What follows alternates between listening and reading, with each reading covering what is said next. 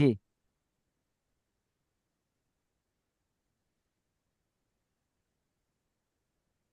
আসুন আমরা পড়ে নিই। আউযু বিল্লাহি মিনাশ শাইতানির রাজিম। বিসমিল্লাহির রহমানির রহিম। সাথে সাথে মিউট অবস্থা সবাই পড়তে থাকবেন। রব্বি ইয়াসসির ওয়ালা তুআসসির ওয়াতাম্মিম বিল খাইর ওয়াবিকা নাস্তাঈনু ইয়া ফাত্তাহ রব্বি জিদনি ইলমা। এর অর্থটা খুব সুন্দর। এটা আপনার দোয়াতেও পড়তে পারেন। অর্থটা হলো, রব্বি ইয়াসির, ওগো আল্লাহ তুমি আমার পড়াকে সহজ করে দাও। ওয়ালা তু আসির, আল্লাহ তুমি আমাকে কঠিন করো না পড়াটা। ওয়াতাম্মিমিল খাইর, এবং ভালোভাবে খতম করে দিও, পড়াটা শেষ করে দিও।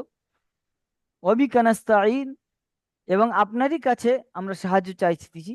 ইয়া ফাত্তাহ, হে জেহেনকে খুলনেওয়ালা, বলছে আপনি আমার আমার তো জেহেনকে কোনো খুলে দিন। দেখা যায়নি আর সাউন্ড আসেনি।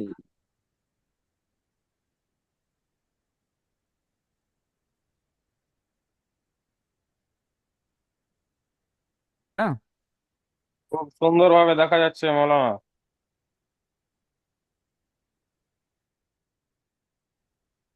জি।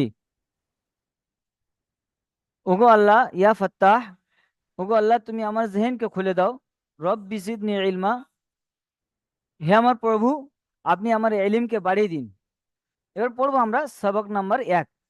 এতে আছে আপনার পৃথক পৃথক অক্ষর, অর্থাৎ আলাদা আলাদা অক্ষর, কাটা কাটা অক্ষর, যেটাকে আমরা বাংলায় বলে থাকি বর্ণমালা। জি। তো আরবি বর্ণমালা হচ্ছে, দেখুন, প্রথমে আলিফ, এই লম্বা ডাঁডিটার নাম হচ্ছে আলিফ। এতে চিকে দেখতে পাচ্ছেন, এই চিকে আছে মানে কোনো টান হবে না। আলিফ বা আলিফ এরকম বলা যাবে না, আলিফ। এরকম ভাবে পরের অক্ষর বা। তো এই নৌকা মতন আকৃতি, নিচে একটি ফুটকি, এর নাম হচ্ছে, এইটার নাম হচ্ছে নুক্তা। তো এই এই আছে নুক্তা এটা। তো একটি নুক্তা থাকবে বায়ের নিচে, এর নাম হচ্ছে বা। জি। ওর পরে তা, উপরে দুইটি নোক্তা, তায়ের উপরে, বা এবং তায়ের, এবং এরপরে অক্ষর আছে সা, এর উপরে তিনটি নোক্তা। তিনজনের আকৃতি একই, তিনজনের আকৃতি একদম একই। পার্থক্য হলো নোক্তায়। বায়ের নিচে একটি নোক্তা, তায়ের উপরে দুইটি নোক্তা, এবং সায়ের উপরে তিনটি নোক্তা। এই কয়টি অক্ষরের নিচে আপনি দেখছেন এক লেখা আছে। তো এই একের অর্থ হলো একালিপ টান দিয়ে পড়তে হবে। জি। এই তিনটি অক্ষরকে একালিপ পরিমাণ টান দিয়ে পড়তে হবে। একালিপ বলা হয় একটি বন্ধ আঙ্গুল খুলতে যতক্ষণ সময় লাগে স্বাভাবিকভাবে, এইটা এতক্ষণ টান দেওয়ার নাম হচ্ছে একালিপ। এরকম ভাবে তিনটি আঙ্গুল খুলতে যতক্ষণ সময় লাগে তিন আলিপ। এর পরে অক্ষর আসছে জিম। জিম, তিন আলিপ টান হবে, তিন লেখা আছে। জি। জিমের আকৃতি আপনারা বুঝতে পারছেন, এই। জি। পেটে একটি নোক্তা জিমের। তো এরপরে অক্ষর হ্যাঁ।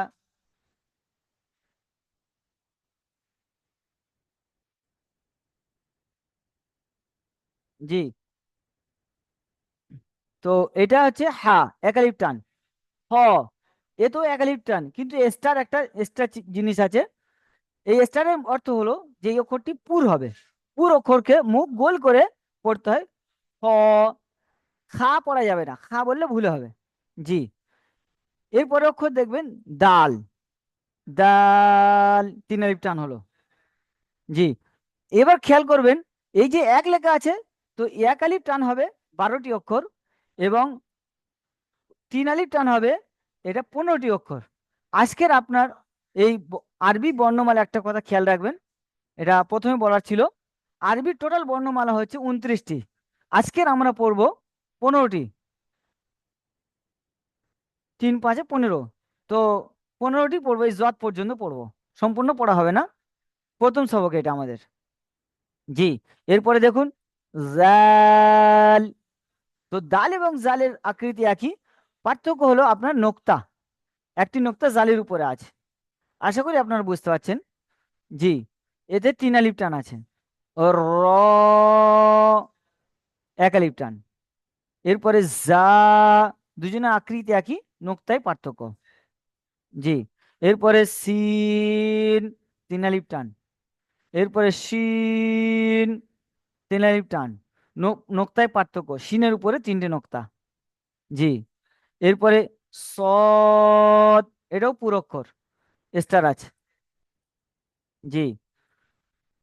এরপরে দদ, স্টার অক্ষর, পুর, মুখটাকে গোল, দদ, তিন আলিফ টান হবে।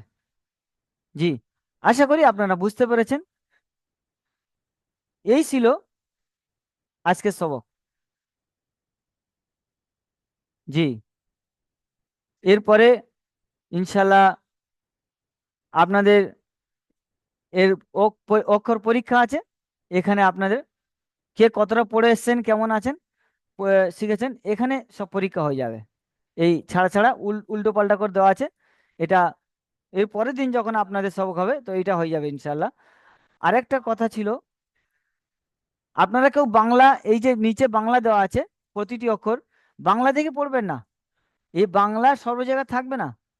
হ্যাঁ, আপনারা এই আরবি বর্ণমালা দেখে পড়বেন, তো এতে আপনার ইয়াদ ভালো হবে। আশা করি আপনারা বুঝতে পেরেছেন। জি। সবাই ভালো থাকবেন, সুস্থ থাকবেন।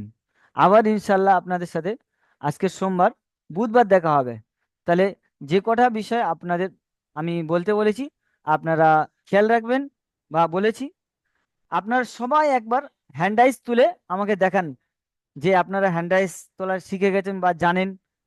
হ্যাঁ, সবাই একবার একবার হ্যান্ডাইস তুলে দেখান, তাতে আমি মিউট কাউকে এখন খোলার প্রয়োজন নেই। আমি যখন বলবো মিউট খুলতে, আপনি মিউট খুলবেন।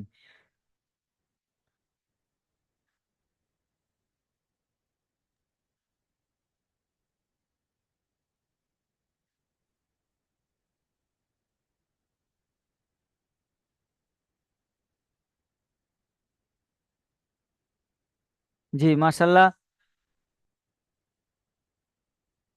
জানারা হাততালি, যাদের জানাদের হাততালি এরকম পড়ছে, ওটা করবেন না। এইরকম হাত হ্যান্ডাইস, রাইস হ্যান্ড আছে, ওটাতে আপনারা হাত দেবেন, শুধু হাত উঠবে। জি। আজিজুর রহমান ভাই, আপনার, হ্যাঁ, জি, বলুন। জি, আপনার হ্যান্ডাইস একবার তুলে দেখাবেন, তাহলে একটু খুব ভালো। আমি শুধু একটু চেক করে নিচ্ছি যে সবাই। জি। কেউ আপনাকে এরকম, পাঠিয়েছি। আচ্ছা আচ্ছা আচ্ছা, কেউ এরকম হাত মুঠো তুলবেন না, বা এরকম অনেকে এরকম আসতেছে এটাও তুলবেন না। হ্যাঁ, সিম্পল হাত। হুম। ঠিক আছে, মাশাল্লাহ। এবার আপনারা মিউট। আচ্ছা হুজুর, আপনি আজিজুর রহমান যে ডাকেন, আপনি দুইটা নাম পড়ে গেছে আজিজুর রহমান। জি জি জি এখানের মধ্যে আমার একটা আজিজুর রহমান, আরেকজন জি। আজিজুর রহমান, এল্লা যদি আজিজুর রহমান ভাই নামটারে একজন আছেন, আপনি আছেন আজিজুর মাজ মাজমাদার, রাখ- নাকি আছে?